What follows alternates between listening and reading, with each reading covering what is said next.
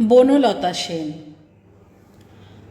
হাজার বছর ধরে আমি পথ হাঁটিতেছি পৃথিবীর পথে, সিংহল সমুদ্র থেকে নিশীথের অন্ধকারে মালয় সাগরে অনেক ঘুরেছি আমি।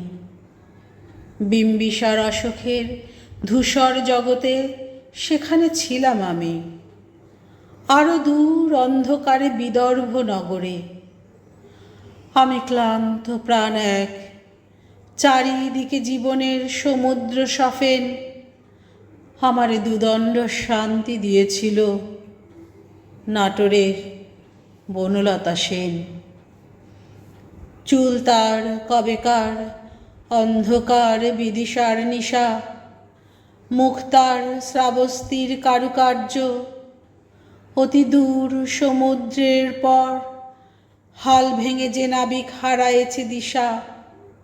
সবুজ ঘাসের দেশ যখন সে চোখে দেখে দারুচিনি দ্বীপের ভিতর, তেমনি দেখেছি তারে অন্ধকারে। বলেছে সে, এতদিন কোথায় ছিলেন? পাখির নীড়ের মতো চোখ তুলে নাটোরের বনলতা সেন। সমস্ত দিনের শেষে শিশিরের শব্দের মতন সন্ধ্যা আসে। ডানার রৌদ্রের গন্ধ মুছে ফেলে চিল।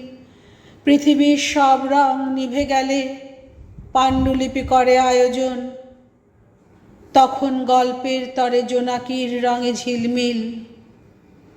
সব পাখি ঘরে আসে, সব নদী ফুরায়ে জীবনের সব লেনদেন। থাকে শুধু অন্ধকার, মুখোমুখি বসিবার বনলতা সেন।